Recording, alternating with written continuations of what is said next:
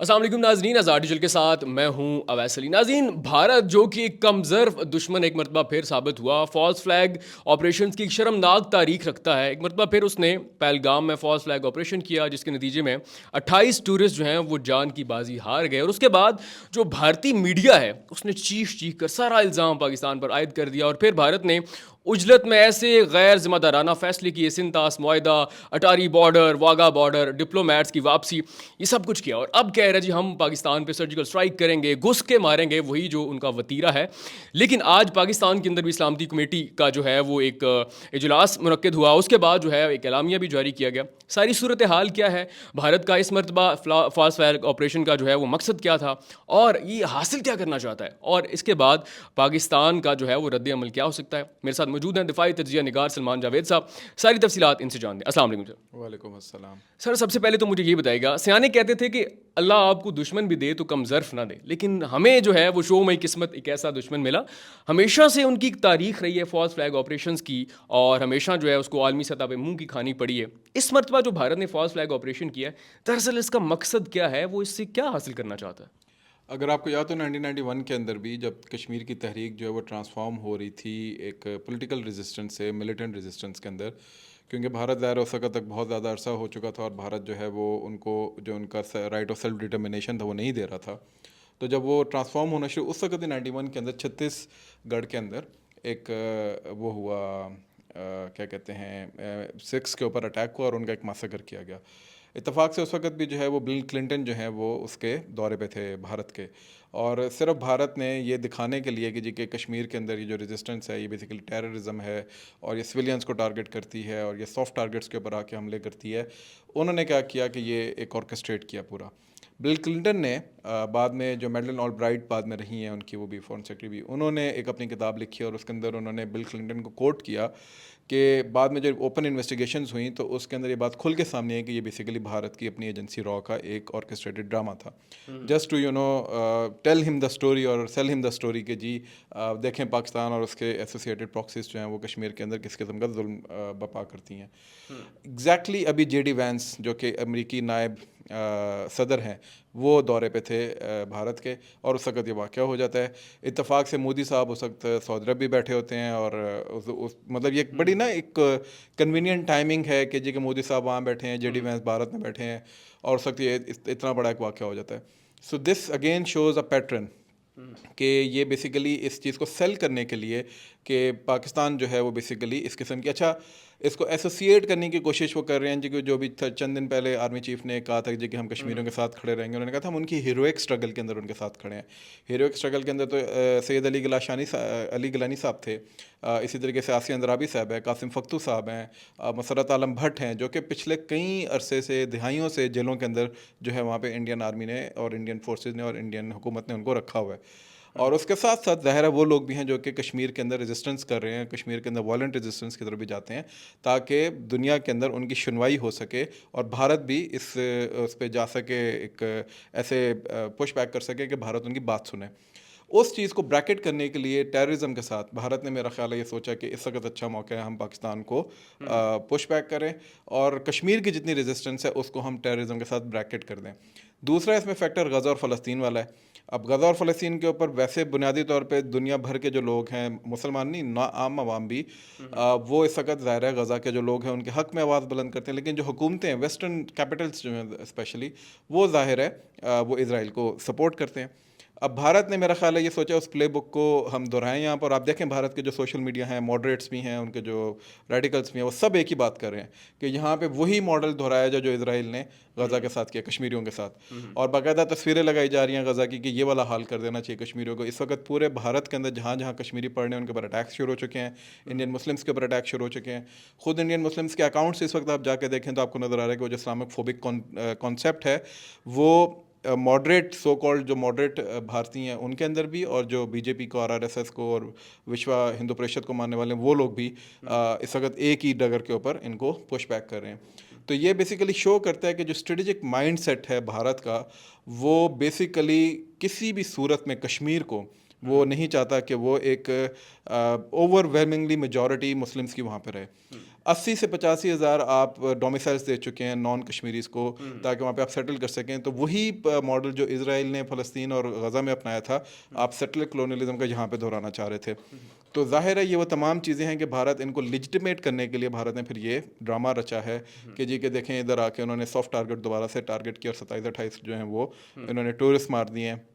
लेकिन पाकिस्तान जो है, और फिर उसके बाद आपने जैसे अपने प्रियम्बल में भी कहा कि उसके बाद बचकाना किस्म की बातें कि इंडस्ट्री भाई एक यूनिलैटरली तुम कैसे निकल सकते हो जब वर्ल्ड बैंक उसका गारंटर है। सर आप ना इन सारे मामलात पे बड़ी गहरी नज़र रखते हैं। मुझे ये बताइएगा, भारत जिसके पास पाकिस्तान के खिलाफ प्रोपेगेंडा करने का एक मखसूस बजट भी मौजूद होता है, फिर इतना थर्ड क्लास स्क्रिप्ट किसने लिखा? 3-4 मिनट के बाद सारा इल्ज़ाम लगा दिया। और फिर ये बताइएगा कि इल्ज़ामात, शोर शराबे, हमलों के पीछे जो है वो भारत कौन सा सिक्योरिटी फेलियर, अपने अंदरूनी मसाइल, तनाज़ात, कौन सी चीज़ ऐसी है जो छुपाना चाह रहा है? देखें, सबसे बड़ी बात तो ये कि ख़ुद अगर कश्मीर का ही हम केस उठा के देख लें, ठीक है, अभी मैंने आज ही अपने फेसबुक के ऊपर भी एक पोस्ट किया जिसके अंदर एक मैप है, और उस मैप के अंदर रेड डॉट्स हैं, और वो रेड डॉट्स बेसिकली पूरे मकबूजा कश्मीर के अंदर उन स्पॉट्स को मेंशन करता है जहाँ जहाँ इंडियन फोर्सेस के कैंप्स हैं।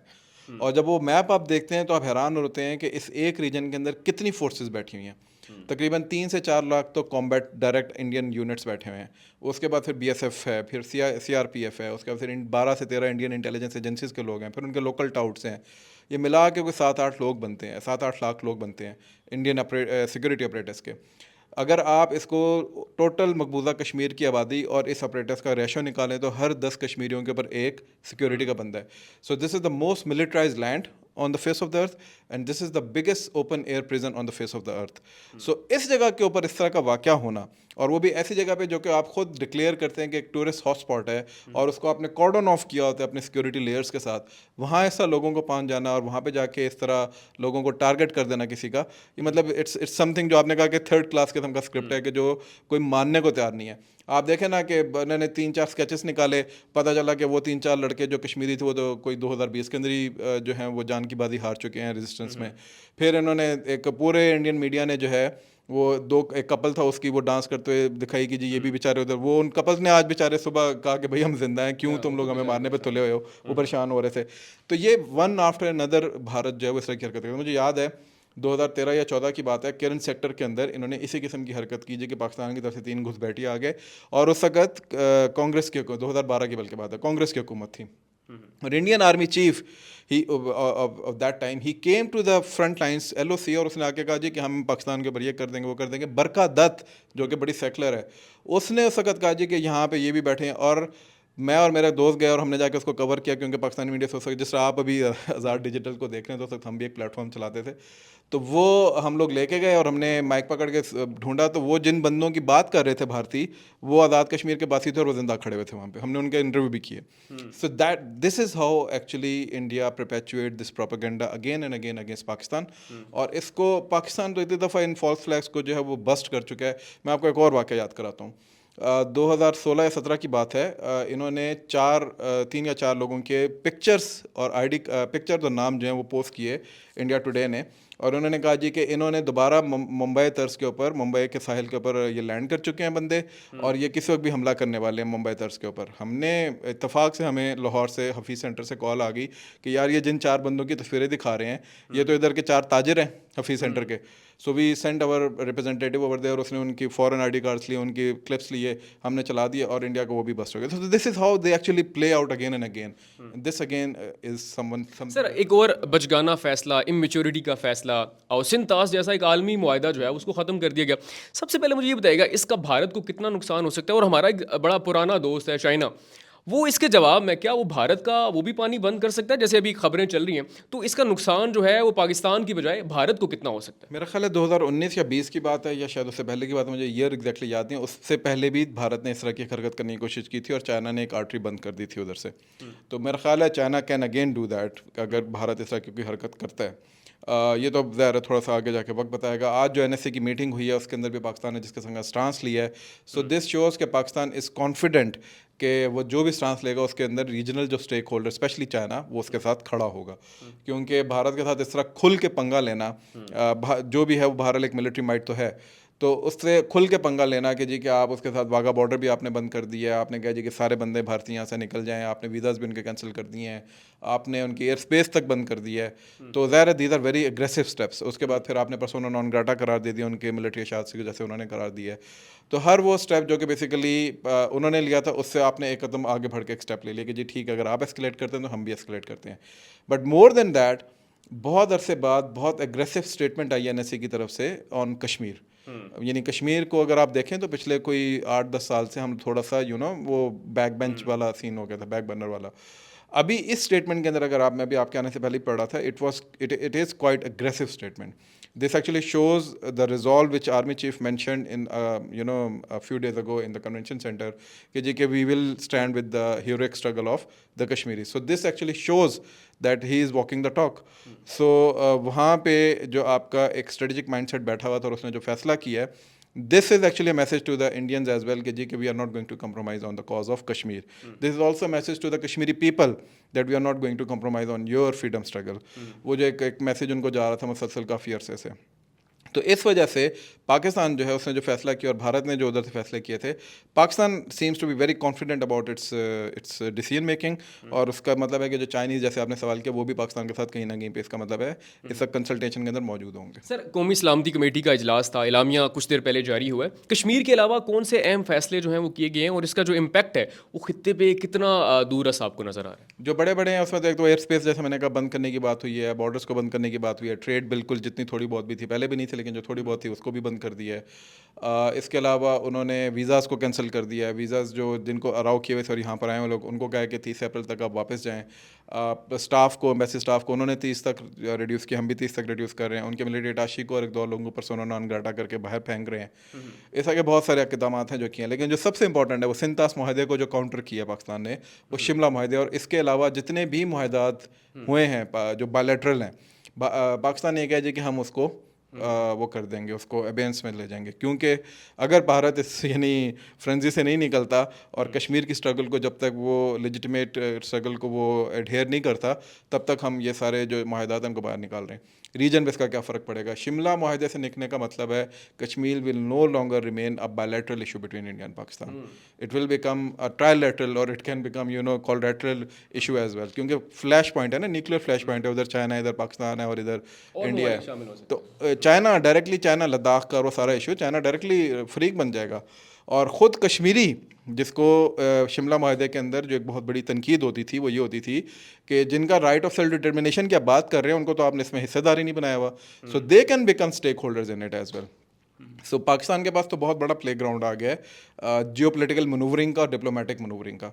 सो इंडिया ने तो एक सिंतास का काम किया ना, उसके ऊपर कोई टैप तो लगा नहीं कि पानी का कि उसको बंद कर देंगे। पाकिस्तान के पास अलबत्ता डिप्लोमेटिक मनूवरिंग के अब चांसेस ज़्यादा आ गए हैं। सर, मुझे ये बताइएगा, जिस तरह जो गवर्नमेंट है इंडिया की वो तनाज़ात का शिकार है, उनकी आर्मी के अंदर बहुत सारे तनाज़ात, अभी एक जनरल ने बहुत सारे इल्ज़ाम अपनी आर्मी पे लगा दिए। आपको लगता है कि क्या जो इंडिया की गवर्नमेंट है और इंडिया की जो आर्मी है इस जंग का बोझ उठा सकती है? और इंडिया जो है, जो कि शैतानी उनके अंदर एक सोच है, किस हद तक जा सकते हैं? सर्जिकल स्ट्राइक करेंगे, कोई हमला करेंगे, कोई इस तरह का मंसूबा पाकिस्तान को किस हद तक जाके नुकसान पहुंचाने की कोशिश कर सकते हैं वो? ये आपसे पहले भी अभी मैं एक और चैनल के ऊपर भी गुफ्तगू कर रहा था और उसमें भी मैंने ये बात की है कि conventionally definitely they would want to go towards some escalation, ताकि अपने डोमेस्टिक ऑडियंस को थोड़ा सा वो सुकून में लेकर आ सके। हो सकता है वो उसको ना भी करें, क्योंकि जो इस वक्त हालात बन रहे हैं, पाकिस्तान जिस तरह प्रिपेयर्डनेस दिखा रहा है, एग्रेसिव हो रहा है पाकिस्तान भी आगे से, हो सकता है कि ये लोग भी इंडिया ना करे। लेकिन you never know and you have to be very vigilant, और इसीलिए पाकिस्तान की सारी फोर्सेज इस वक्त विजिलेंट भी हैं, वो देख रही हैं कि इंडिया क्या मनूवर करेगा।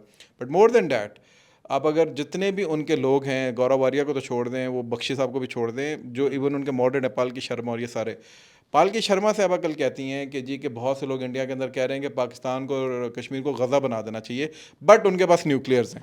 सुनो, तो उनकी बेसिकली जो इस वक्त बेबसी है वो ये है कि पाकिस्तान के पास न्यूक्लियर्स हैं, तो गज़ा तो वो खैर नहीं बना सकेंगे इंशाल्लाह हमें। लेकिन जो वो दूसरा का हरकत कर सकते हैं, वो जो उन्होंने खुले आम कही, और अब एक तरह का एक डोजियर आप गया, आपके पास एक एविडेंस आ गया है कि उन्होंने अपने नेशनल टीवी चैनल से बैठ के कहा है कि पाकिस्तान के अंदर जितनी प्रॉक्सीज हैं नाम लेके कहा है कि इनको आप फंड करें और इनके ज़रिए आप बेसिकली जो है इन लोगों को टारगेट करें। और उसमें आर्मी चीफ का नाम लिया उन्होंने कहा है जी कि आप इनके बड़े बड़े जो जर्नैल हैं उनको टारगेट करें। सो आई थिंक ये एक तरह का ब्लूप्रिंट सामने आ गया कि what India is going to do in the long run और in the short medium term for pursuing its medium term goals, कि वो अब आपकी जो टॉप ब्रास है आर्मी की, जिसमें कोर कमांडर्स हो सकते हैं, जीओसी हो सकते हैं, फॉर्मेशन कमांडर्स जिसमें होते हैं, या जो आपके इवन आर्मी चीफ, अगर उनका कॉन्वॉय भी तो ज़्यादा मूव तो करता ही है ना, सिक्योरिटी जितनी मर्जी हो, लेकिन वो प्रॉक्सीज को एक्टिवेट कर सकते हैं कि इनको एटलीस्ट सिम्बॉलिकली तो टारगेट करने की कोशिश करो, ताकि पाकिस्तान के अंदर एक फियर फैक्टर, एक फ्रेंजी क्रिएट की जा सर सके। एक और भी चीज़, मेजर गौरव आर्या ने कल एक व्लॉग किया और उसने कहा कि नरेंद्र मोदी का एक बयान कोट किया कि आप पहले भी बलूचिस्तान के मामले में बोलते थे, अब ज़रा खुल के बोलें, हम खेलेंगे। तो क्या इससे पाकिस्तान के बयानिया को, रियासत के बयानी को तकवीत नहीं मिली कि बलूचिस्तान के अंदर इंडिया इन्वॉल्व था? और अब इस केस को पाकिस्तान कैसे आलमी सतह पर चैलेंज कर सकता है कि भारत, जो भी बलूचिस्तान के अंदर हालात ख़राब हो रहे हैं, इसमें भारत इन्वॉल्व? बिल्कुल, और इसके अंदर मज़े की बात यह है कि सिर्फ भारत ने अपने पाँव पे कुल्हाड़ी नहीं मार दी इस तरह के बयान दे के, उन्होंने अपने साथ जो अकॉम्प्लिसेस थे हमारे दूसरे नेबरिंग कंट्रीज़ जो उनको सॉइल प्रोवाइड करते थे, उनको भी इस रगड़े के अंदर ले आए हैं। सो पहले तो एक वो प्लॉजिबल डिनाबिलिटी थी ना कि जी कि हम तो हैं ही नहीं इन्वॉल्व, ये तो उधर से आते हैं टेररिस्ट अफगानिस्तान से या थोड़ा बहुत ईरान से। अब उन्होंने टोटली गेम उलट के अपने पाकिस्तान की प्लेट में रख दिया। Now it is obviously it will be the smartness of Pakistani strategic thinkers और पॉलिसी मेकर्स के वो देखें इस चीज़ को कि उसको किस तरीके से इस्तेमाल सर करें। मुझे बस मीडिया वॉर का बस बता दें कि जो भारतीय मीडिया है इसको उछल के जो है वो जंग की बात कर रहे हैं। अब हम ये देख रहे हैं कि भारत का एक सहाफ़ी कहता है कि अगर हमने जंग शुरू की तो पाकिस्तानी अवाम अपने अदारों के साथ खड़ी है। दूसरी जानब हमारे मोहित पीरज़ादा साहब कहते हैं कि तुम झूठ बोल रहे हो, ऐसा नहीं हो रहा, हमारी अवाम अदारों के साथ नहीं खड़ी। तो भारतीय मीडिया को, और ख़ास तौर पर जो पाकिस्तान के अंदर चंद ऐसे अब भी सहाफ़ी मौजूद हैं जो इन हालात में भी अपने सियासी जो अंदर का बोग्स है वो निकाल रहे हैं, उन्हें क्या मैसेज देना चाहेंगे? यानी आपने कम नाम लिए, मोहित पीरज़ादा है, आदिल राजा है, हैदर मेहदी है, वजाहत खान है, ये सारे के सारे कल से लगे हुए हैं। आप जब पर्सनैलिटी कल्ट के अंदर चले जाते हैं ना, and this is unfortunate actually, आप जब पर्सनैलिटी वर्शिपिंग के अंदर चले जाते हैं, पर्सनैलिटी कल्ट्स को फॉलो करना शुरू करते हैं, तो आप एक यूफोरिक माइंडसेट में चले जाते हैं। सो यू थिंक कि यार आपके आसपास जो शोर शराबा हो रहा है ना, यही सारी दुनिया है। तो उनके आसपास जो उनका SM जो है वो सोशल मीडिया उनका शोर शराबा करते हो समझते हैं बस सारी अवाम इधर ही खड़ी हुई है। दे आर मतलब oblivion ऑफ द फैक्ट कि इस वक्त मैं बहुत सारे लोगों को पर्सनली, मैं खुद सोशल मीडिया पे आप हैं, मतलब there is a lot of change in the atmosphere in last few days, in last few months as well, but in last specially few days के पाकिस्तानी जो अवाम है ना इसका एक बड़ा मज़े का सीन है कि 10 इख्तलाफात हैं, बहुत गालियाँ हैं, बहुत क्रिटिसिज्म है फ़ौज के ऊपर, इस्टेब्लिशमेंट के ऊपर, ठीक है एक नाराज़गी भी है, but when the time comes Pakistan Muqaddam हो जाता है ना, रियासत मुकद्दम हो जाती है, इदारा तो नहीं रहता उस वक्त। अवाम या पॉलिटिशियन या ये लोग तो मैटर नहीं करते, मैटर तो आपकी रियासत करती है।